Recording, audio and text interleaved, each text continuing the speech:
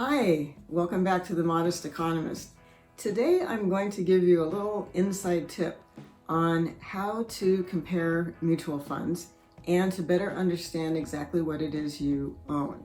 Now, I have created some slides for today, but to get started, I'm going to tell you that it all starts with something called a ticker symbol.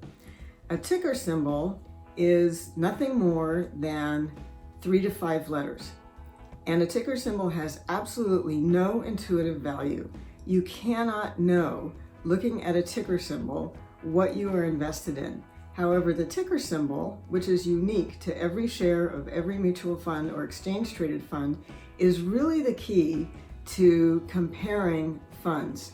Once you have the ticker symbol, you are going to use it to look up the 10, what's called the 10 top holdings in your fund, and that would be the 10 companies that are most heavily weighted in your investment fund. The reason to look at your top 10 holdings is something that I've mentioned before, and I'll probably continue to mention.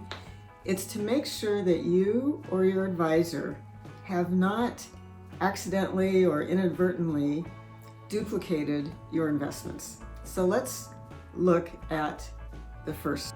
The first fund is QQQ. Totally meaningless. It doesn't stand for anything. Once you look up QQQ, you will see that Invesco is the fund management company. They make all the decisions about what to buy and sell in the fund. The S&P 500 Index Trust tells you that the investment objective is to replicate the S&P 500 index. So this is one of the first clues. What is the investment objective of the fund?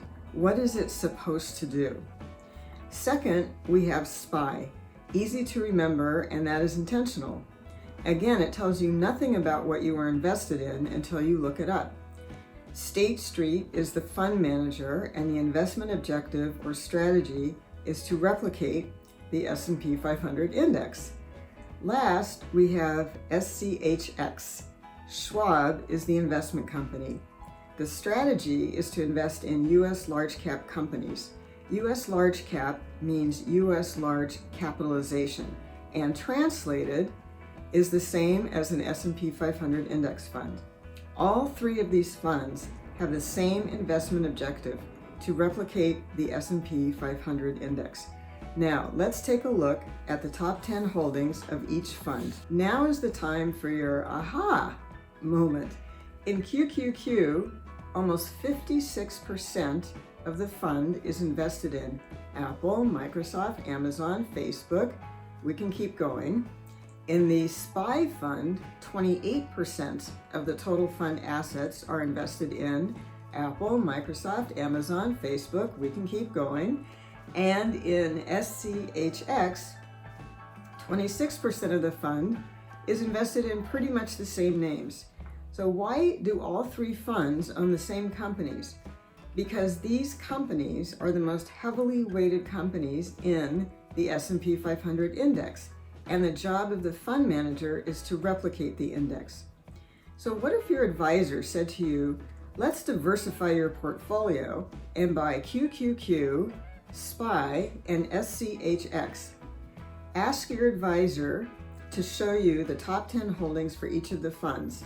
You will see very quickly that buying these three funds is not diversification, it is duplication. The top 10 holdings is a quick and easy way to begin comparing your funds. There are other factors that differentiate funds, but this is a good place to start.